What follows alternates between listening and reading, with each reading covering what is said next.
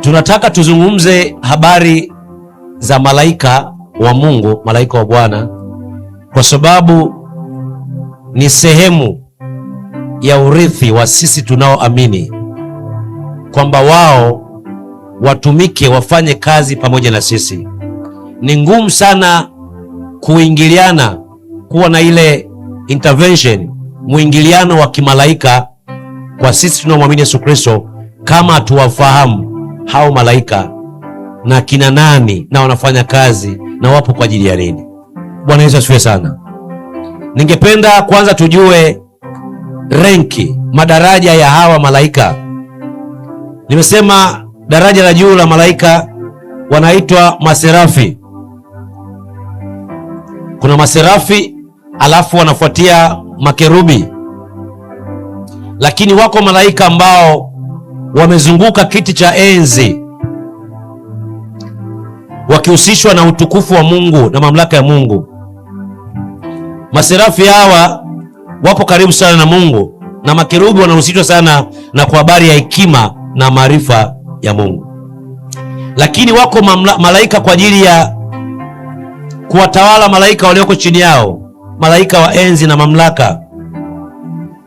Daraja lingine la tano ni malaika wanaohusishwa na miujiza na nguvu ya utendaji wa Mungu, uponyaji, ishara na miujiza, ambapo wanapodhihirika katikati ya watu, ishara hizi zinakuwa zinatenda kazi miongoni mwa watu.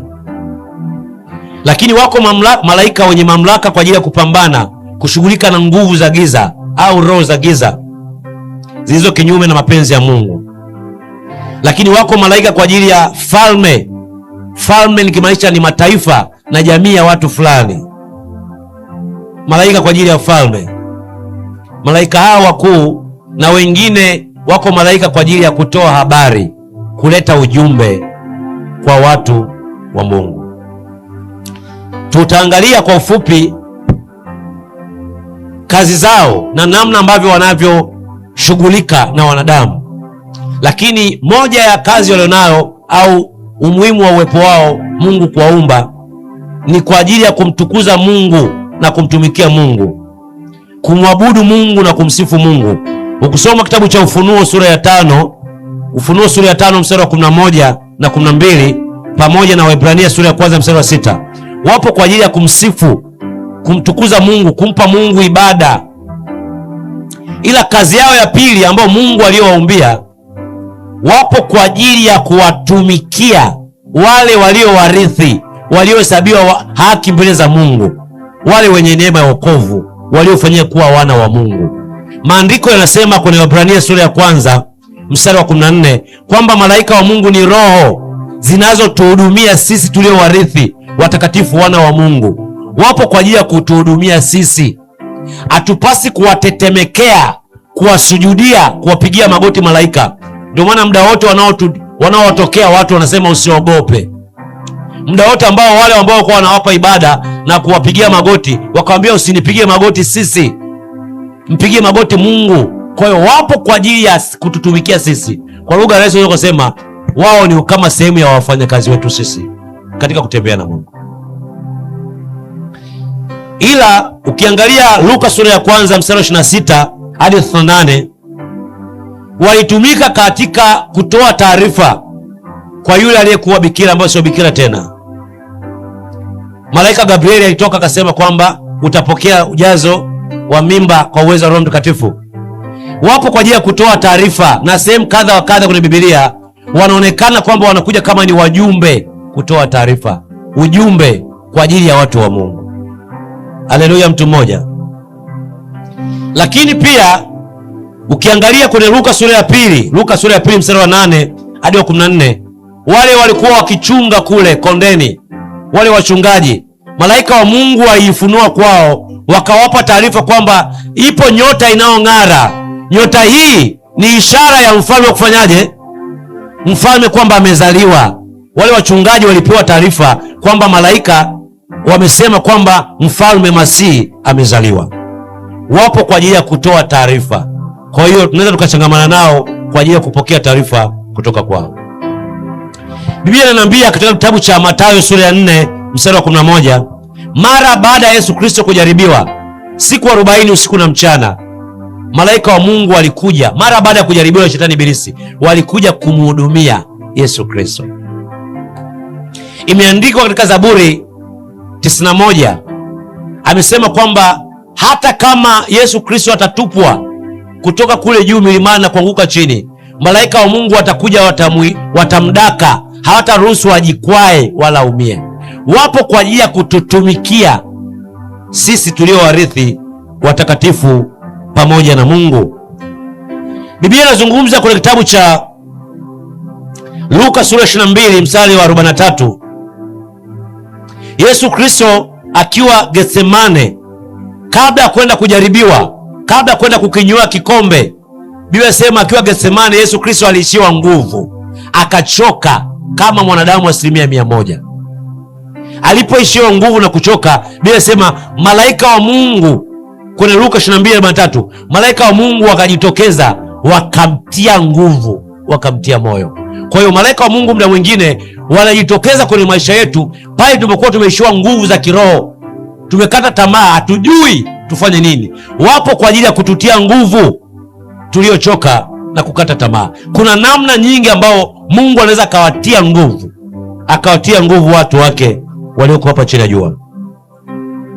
Ila malaika wa Mungu pia wapo kwa ajili ya kuteketeza hukumu ya Mungu. Wanahusika zaidi kwa ajili ya hukumu ya Mungu dhidi ya waovu. Ukiangalia Mathayo sura ya 13 mstari wa 41 na 42 na Ufunuo sura ya 14 mstari wa 17 hadi 20, wapo kwa ajili ya kuhusika kwenye hukumu ya Mungu. Na jambo lingine, watashiriki siku ya mwisho, katika tukio la mwisho, watashiriki kwa ajili ya kurudi kwake Yesu Kristo, kutokea mara ya pili au kurudi kwa Yesu Kristo mara ya pili.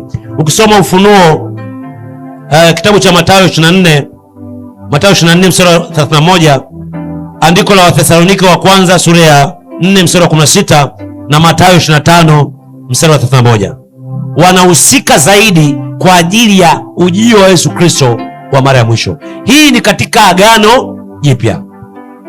Tunaona pia hata katika Matendo ya Mitume sura ya 10, malaika wa Mungu walimtokea Kornelio. Yule alikuwa kimcha Mungu, akimpendeza Mungu. Wakampa maelekezo kwa habari ya wokovu wake. Nenda katika nyumba fulani utamkuta mtumishi wangu. Mtumishi wa Mungu anaitwa Petro. Akatuma watumishi wake wakaenda. Kwa hiyo malaika wa Mungu pia huwaongoza watu hata pia katika kupokea neema ya wokovu mpaka hivi leo. Bwana Yesu asifiwe sana.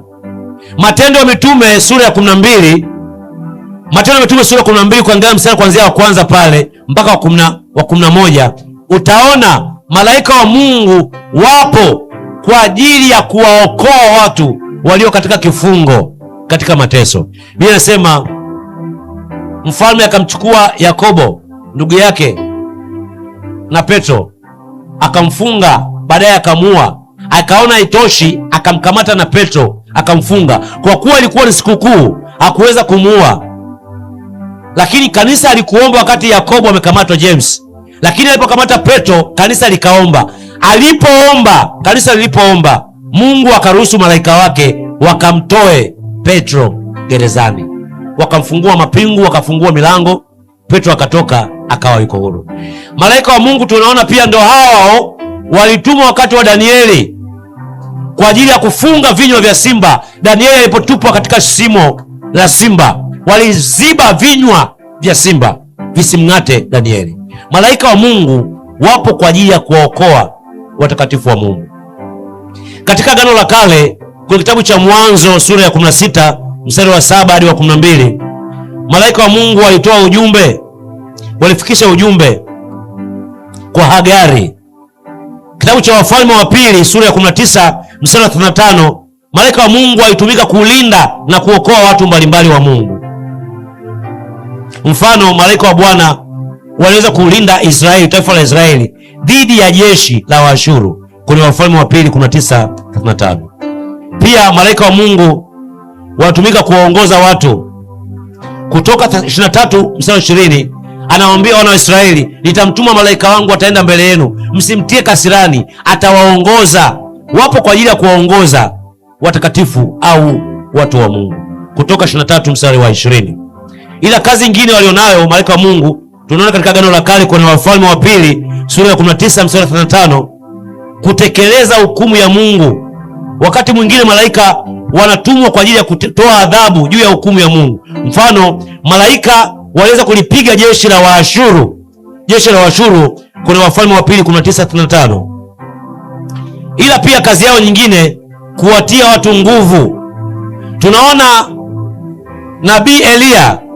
Nabii Eliya alipotishiwa na kukimbia kwenda kujificha, aliishiwa nguvu, lakini ni malaika wa Mungu alienda kumhudumia Eliya alipokuwa amevunjika moyo. Wakati wa kuvunjika moyo, wako malaika muda mwingine wanatutia nguvu. Kama Yesu Kristo, malaika alishuka kwa ajili ya kumtia moyo. Ndivyo ilivyo na hata katika kanisa la sasa. Bwana Yesu asifiwe sana. Lakini pia malaika wa Mungu wapo kwa ajili ya kuwalinda watakatifu wa Bwana. Zaburi 34 mstari wa 7. Zaburi 34 mstari wa 7 anasema malaika wa Mungu wanafanya kituo kwa wale wanaomcha Mungu. Wanafanya kituo kwa wale wanaomcha Mungu. Wapo kwa ajili ya watakatifu wa Mungu. Huweka kituo ili kuwaokoa. Kuna mtu mmoja anaongea hapa, jamani wapendwa.